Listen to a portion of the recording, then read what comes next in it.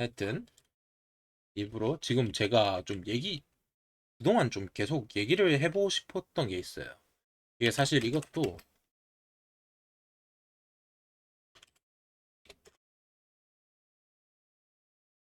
이런 주제인데, 사실 이것도 제가 좀 정리를 해서 오려다가 죄송하지만 좀 시간이 너무 없고 바빠가지고 좀 제대로 정리를 못했습니다.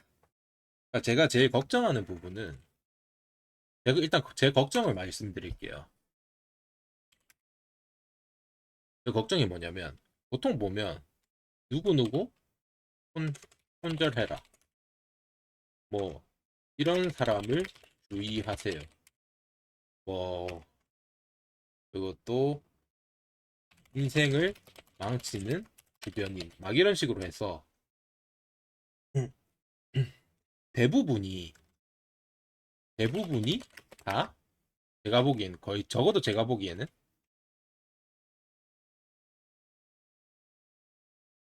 제가 보기에는 대부분이 다 다른 사람, 혹은 뭐 좀 일반적으로 볼 수 없는 좀 위험한 사람, 위험한 타인, 이런 부분에 대해서 다루더라고요. 근데 이게 맞아요. 자극적인 제목으로 막 그렇게 돼 있는 거 있잖아. 근데 이게 첫 번째 문제가, 제 생각에는 일단 이게 자꾸 알고리즘에 뜨고 눈에 띄는 이유 자체가 이런 것들이 더 조회수가 잘 나오기 때문이다.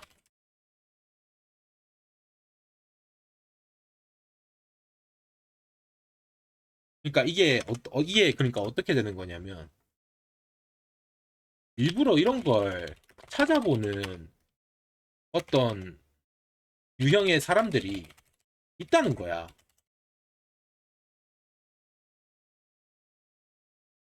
이거 뭐냐.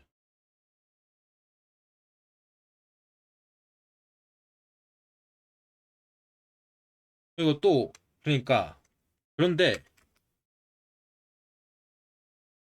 그 사람들은, 그러니까 그 사람들은 심리학 과정을 밟은 뭐 사람이거나, 혹은 전문가거나, 실제 현직 의사일 의, 실수일 수도 있다.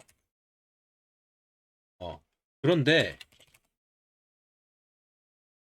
유튜브에서 보는 이 사람들은 절대로, 절대로 당신의 카운슬러 아니다. 수익을 창출하는 유튜버이기도 하다.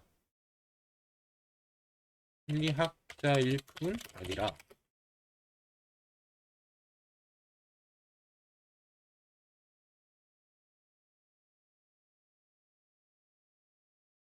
그렇죠? 그러니까 이 사람들이 이런 거 막, 이 썸네일이라든가 뭐 제목, 아니면 뭐 이 영상 내용 같은 것들이, 사실 이 사람들 자체가 일단 심리학과잖아요. 이 사람들이 어떤 영상을 선호할지, 또 어떤 부분에 반응을 잘해서 조회수가 많이 나올지를 뭐 일반인들보다 뭐 당연히 더 잘할 거다라고 생각하는 게 당연하잖아. 그렇게 생각하는 게 사실 당연한 거잖아. 그러니까 책임 없는 상담이라는 거야, 말 그대로 지금. 그러니까 이 사람들이 일단 심리학이라는 것 자체가, 제가 전문가는 아니지만 기본 정도는 알아요. 그런데 이 심리학이라는 게, 사람의 인격이나 심리라는 게 그렇게 일괄적으로, 그리고 일반화해서 얘기할 수 없는 거라는 건 저는 정확하게 알고 있습니다. 확신하고 있고요. 그렇죠. 전문가가 해도, 정말 정말 뛰어난 전문가가 해도 1대1로 충분한 시간을 거쳐서 카운슬링하고 뭐 어떻게 해서 해야 된다는 건데, 어, 이, 유튜브를 하는 분들께서 뭐 심리학은 사회과학이기도 하지만 분명 의학이니까, 의료에도 포함이 되니까, 뭐 약간 저렇게 단정적으로 얘기를 하고 또 그 사람들이 심지어는 영상을 처음부터 끝까지 성실하게 다 잘 본다는 보장도 없는데. 예. 근데 받아들이는 사람들은 이런 거를 충분히 생각하지 않을 수 있다는 거죠. 이 사람들은 분명히 심리학자일 뿐 아니라 수익을 창출하는 유튜버이기도 한 건데, 그리고 적어도 유튜브 시장에서는 유튜브 수익을 창출하는 자로 보는 게 맞는 건데, 근데 이 사람 시청자 입장에서는 이 사람을 내 1대1 카운슬러처럼 받아들이게 될 수도 있다는 거죠. 특히나 영상을 계속 올린다면. 그렇죠. 상황을 나아지게 만들어주는 1대1 상담, 이제 질 좋은 상담의 목적이라기보다는 자극적인 내용으로 조회수를 올리는 목적을 공산이 더 크다.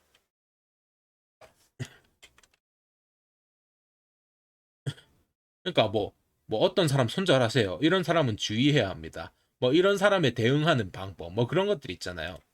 이 이런 이, 이 자극적인 내용들의 공통 공통점은 남탓. 그리고 이 남탓을 이제 좀 어떤 자극적인, 아니면 어떤 과감한 결단 결단이라든가 관계의 단절, 뭐 어떤 과감한 결단, 뭐 이런 것들을 하라는 내용으로 유도를 한다는 거죠. 그렇죠. 이제 본인이 잘못일 수도 있는데, 심지어는 특히 그런 내용의 굳이 영상들을 좀 찾아다니고 섭렵하는 사람일수록 좀 더 어, 어떠한 문제가 있을 확률이 높은데, 그렇죠? 이제 수두 자성하라는 내, 내용의 영상은 매우 적다.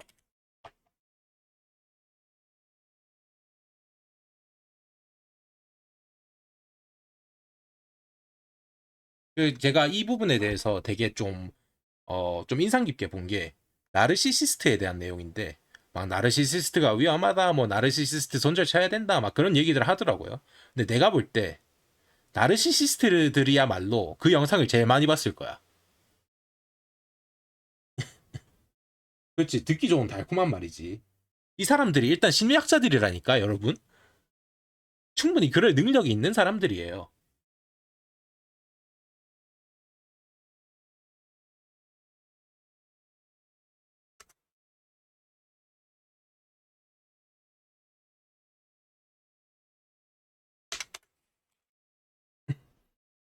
그리고 또 제가 또 눈에 띄는 이유 자체가 이런 것들이 조회수가 더 나오기 때문에 그 사람들은 심리학과 적을 적은 사람이고 종종 이길 수 있어. 그런데 유튜브에서 보는 이 사람들 절대로 당신의 카운슬러가 아니다. 심리학자일 뿐이 아니라 수익을 창출하는 유튜버이기도 하다. 이 자극적인 내용들의 공통점은 남 탓이다. 제가 보기에는. 그런데 이러한 유튜브는 사회 전반적으로 매우 넓게 보급되어 있음. 그렇죠? 그런데 이런 뭐 심리학, 유튜브, 뭐 인간관계, 뭐 인간관계에 영향을 미치는 인간관계에 영향을 미치는 심리학 유튜브가 사회 전반적으로 폭넓게 시청된다면 그 자체만으로 어떤 영향이 생길 수 있는가라는 거죠. 그 자체 그것 그것이 그것에 의해 어떤 영향이 생길 수 있는가라는 거죠. 그러니까 이 영상을 보고 영향을 받는 사람이고, 뭐 어떤 일부러 뭐 일부러 찾아보는 사람이든 이 영향을 받는 사람들이 사회 전반적으로 나타나게 된다면 어떤 일이 생길 것인가라는 거죠. 저는 이게 솔직히 좀 두려워요. 저는 솔직히 이게 좀 무섭고 위험하다고 느껴져요. 제가 지금 요즘 제일 무서운 게 좀 있으면 환율이 박살날 수도 있다. 뭐 전쟁이 난다. 그것보다도 솔직히 난 지금 이 심리학 유튜브가 더 무서워.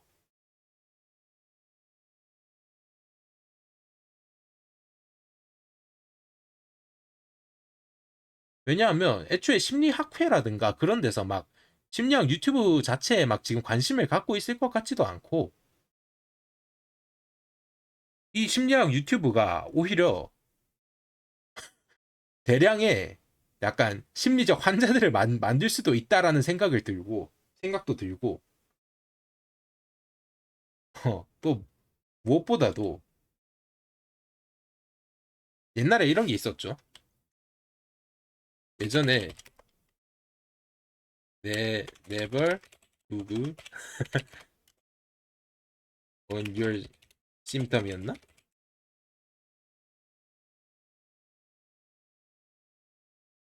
이었나? 나 그거는 모르겠어요, 선생님. 그런데 예전에 봤을 때 그 나르시시스트를 주의해라 뭐 그런 내용도 제가 보기에는 거의 자성보다는 좀 남 탓을 유도하는 내용이었거든요. 내 인간관계의 문제는 나보다는 남에게 있다라는 내용을 좀 유도하는 그런 내용이었어요.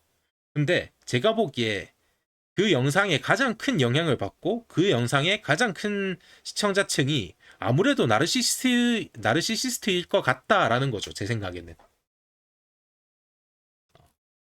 오히려. 왜냐? 그 사람들은 나에게 문제가 없을 거다라고 생각을 하는 경향이 크니까.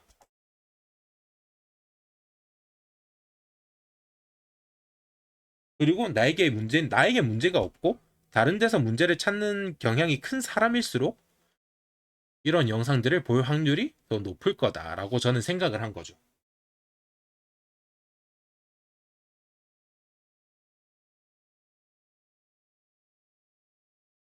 자신감은 높든 자존감은 낮다. 그렇게 표현할 수도 있을 것 같아요. 뭐 일종의 방어 기제일 수도 있는 거고. 근데 이건 제가 전문가가 아니기 때문에 거기에 대해서 자세한 얘기는 못 할 것 같네요. 하여튼 뭐 그거랑 다를 게 없어요. 심리학 유튜브를 보고 임의적으로 문제를 진단한다. 는 증상을 증상을 구글링 구글링 해보고 자신의 병을 진단한다. 이거랑 똑같은 거야. 제가 보기엔 이래요. 적어도 제가 보기엔 이래.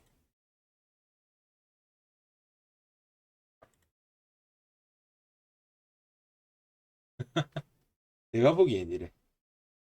아, 영치가 너무 아프고 고통스럽다.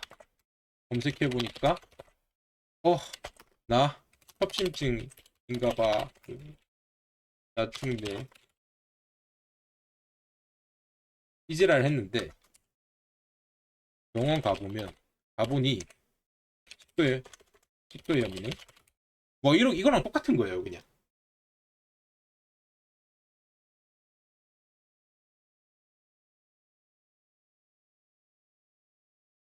이거랑 제가 볼 때는 지금 현상이랑 이걸 왜 두렵게 하냐고요. 간단하잖아요. 그냥 어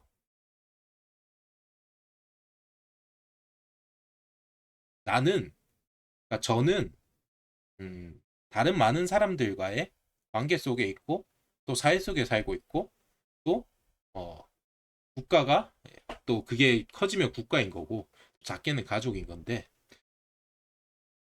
앞으로 만나요. 아니면 사회적으로 이제 관계를 맺고 있는 많은 사람들이 어떤 소셜 굿에 반대 이제 사회적 나쁜 영향을 미치는 것들에 영향을 받고 또 사회가 전반적으로 어두워지고 또 전체적으로 뭔가 전체적으로 좀 다른 곳에서 좀 물어 뜯으려 하고 뭐 틈만 보이면 물어 뜯으려 하고 다른 곳에서 원인을 찾으려 하고 그런 사람들이 대다수인 사회가 된다면 뭐 저든 혹은 다음에 다른 뭐 제 자식이든 뭐 하여튼 어쨌든 간에 분명히 그건 영향을 미칠 수밖에 없다라는 생각. 그리고 뭐 해야 되나? 그리고 약간 사실 이거는 좀 이상적인 얘기고 현실적으로 얘기를 하자면 공감이라고 해야 되나? 오지랖이죠, 오지랖? 공감 내지는 오지랖? 공감 내지는 오지랖? 왜냐하면 이 이런 걸 그러니까 제가 처음에 말하는 거 일부러 이런 걸 찾아보는 어떤 사람들이 어떤 유형의 사람들이 너무 위험하지 않나. 이 사람들이 이 영상을 보고 더 잘못된 행동을 해서 더 잘못된 상황에 놓이게 된다면 그건 정말 너무 힘들지 않을까?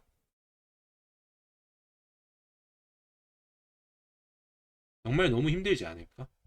혹은 아니면 멀쩡하던 어떤 그냥 성인이 어쩌다가 이 영상을 한 편 봤는데 다음에 힘들어졌어. 근데 힘들어지니까 평생 정신과 가본 적도 없고 그런 사람이 힘들어지니까 갑자기 그때 본 영상 내용이 떠올라. 아, 이건 내 탓이 아니다. 이거 저 새끼 탓이다. 쟤랑 손절을 해야 된다. 그렇게 될 수가 있다는 거지. 단순히 그냥 지금 이런 유형의 사람들이 있다는 것만 문제는 아니에요. 왜냐하면 특히나 한국 같은 저희가 고경쟁 사회 경쟁 체제에서 살아가는 사람들이라고 하잖아요. 그러면 힘든 상황이 많이 생길 수밖에 없어. 근데 그런 힘든 상황이 많이 생겼을 때 뭐 저런 매체를 뭐 비판 없이 수용한 적이 있다. 근데 당장 내 현실에 문제가 없어서 신경을 안 쓰고 있었다. 그렇게 칩시다. 근데 비판 없이 수용한 적이 있어. 그러면 갑자기 그때 이 내용이 떠오를 거란 말이야. 그렇죠? 심리학 유튜버를 사이비 종교급으로 본다. 아이, 그건 아니죠. 그 정도는 아니고. 그 정도까지는 아니고. 어, 뭐 그냥 MBTI? 그 정도로 보는 거지, 제 생각에는. 물론 뭐, 이분들이 얘기하는 게 뭐 MBTI랑 비슷한 급이다 하는 것도 사실 말이 안 되는 건데, 결국 근데 저는 이,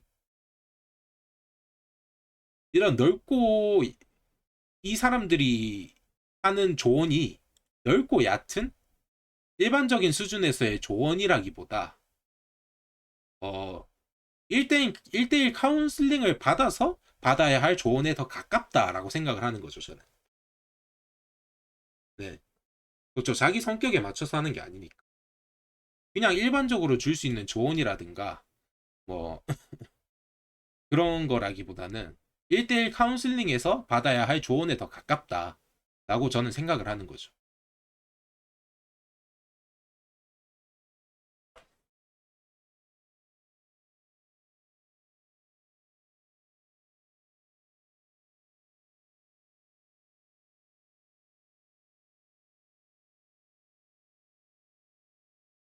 뭐, 그렇습니다. 여러분 생각 어떠신가요? 의원님은 전혀 생각이 없었다. 뭐, 제 말 혹시 그러면, 뭐, 제 말에는 뭐, 한 몇 퍼센트 정도 동의하시는 것 같나요? 아, 그래요? 심리학 유튜버도 방금 들어보셨어요? 어허.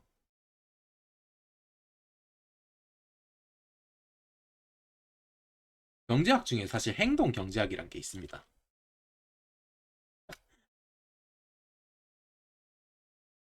하여튼, 그것 때문에 아마 알고리즘에 뜬 것 같은데. 뭐를 아십니까? 그 정도는 아니에요. 그 정도는 아니야.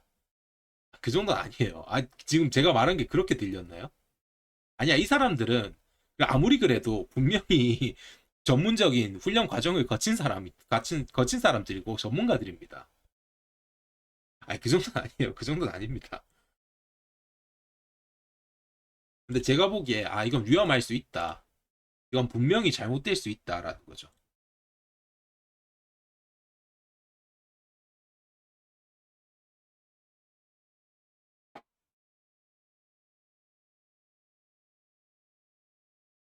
음, 아하, 아하.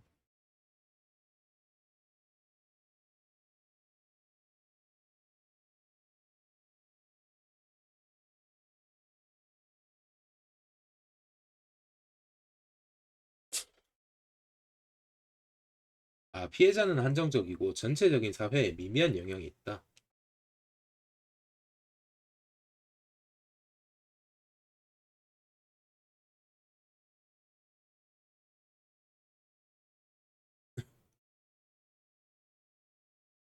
그런데 그건 있잖아요. 그 인간관계에 어려움을 느끼는 사람들이 사이비 종교에 빠지는 사람들보다는 더 많겠죠.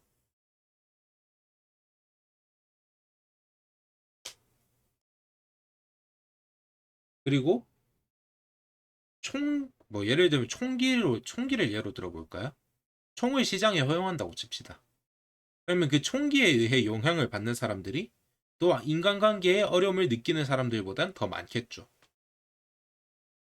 이건 결국 경제학적으로 따지자면 외부성의 문제예요. 비교적 작냐 크냐의 차이가 있을 뿐이지. 뭐 제가 무서워할 필요가 없다. 뭐 저한테 영향을 못 끼친다. 그런 얘기를 할 수도 있는데, 그죠? 이제 근데 어느 날 갑자기 예를 들어 이렇게 생각해 봅시다. 어 예를 들어서 누가 갑자기 내 심리학 유튜브에서 자기랑 가까운 사람이 심리학 유튜브에서 이렇게 하랬더라. 나 이렇게 할래.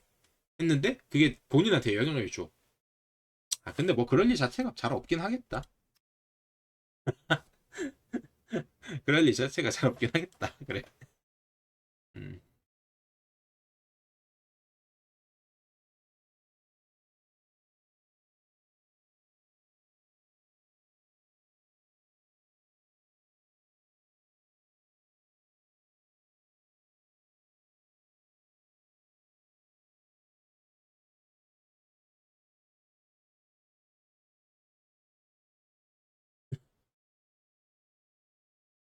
생각보다 그런 거에 휘둘린 사람은 많습니다. 우연. 제가 보기엔 그래요. 그러니까 이게 휘둘리지 않는 사람이다가도 좀 힘들어지고 좀 감정적으로 뭔가 동료가 있고 제대로 판단이 안 될 때가 오면 결국 휘둘릴 수밖에 없어.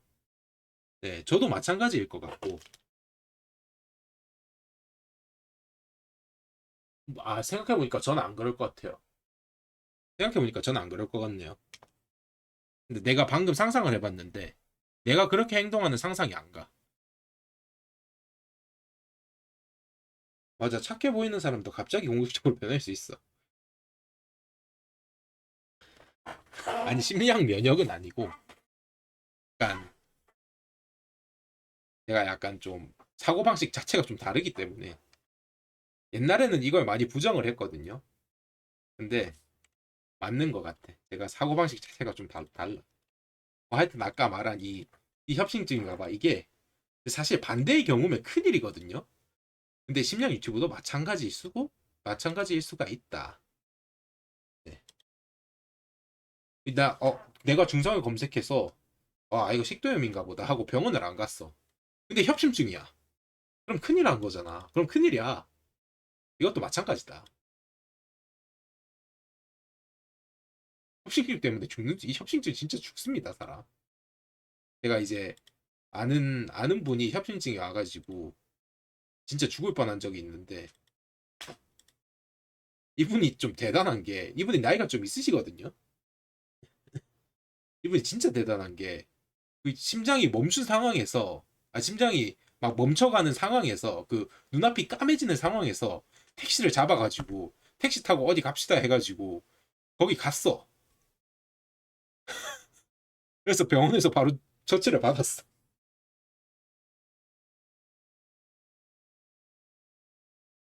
그러니까 큰일인가 봐 검색하고 가는 게 문제야. 검색했는데 별로 큰일이 아닌 것 같다. 해가지고 안 갈 수도 있는 거잖아. 그러니까 아프면 일단 가서 진료를 받아야 될 거 아니야. 전문가한테 받아야 될 거 아니야. 전문가한테.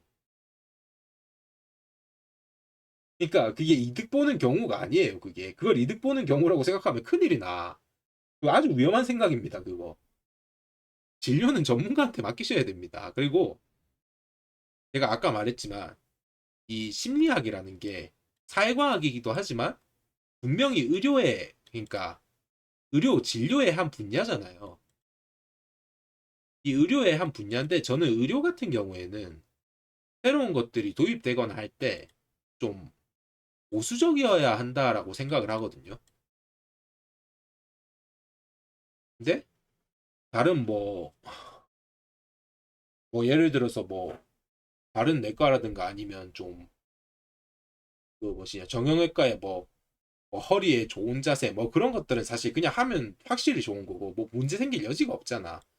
뭐 허리에 좋은 자세 뭐, 뭐 살이 안 찌는 식습관 뭐 그런 거. 근데 이 심리학 같은 경우에는 이 매체를 통해서 유통되는 현상 자체가 환자에게는 일종의 치료가 될 수 있고 또 증상에 대한 검진이 되어버릴 수가 있다고 생각을 하거든요.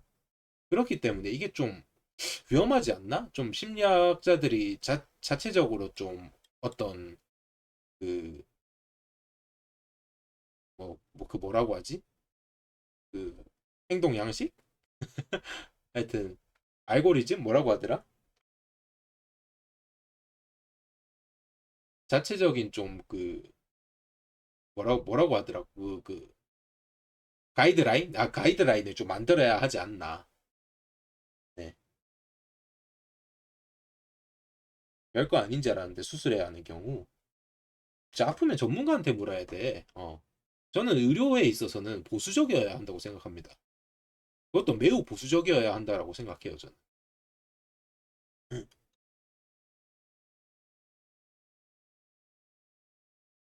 정보 전달이 잘못될 수도 있는 거고, 잘못되지 않았더라도 잘못 받아들일 수도 있는 거고, 심지어는 일부러 잘못 해석할 수도 있어. 고의적으로 잘못 해석할 수도 있어. 어. 그러니까 그런 부분에서 심리학이 뭐 다른 과에 비해서 좀 더 주의를 기울여야 하지 않나 라는 생각을 합니다.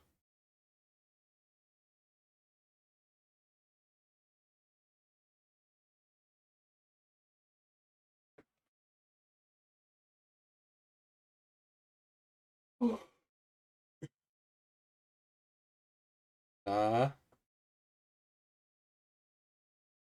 혹시 뭐 질문이라든가 의견 같은 거 내실 거 있나요?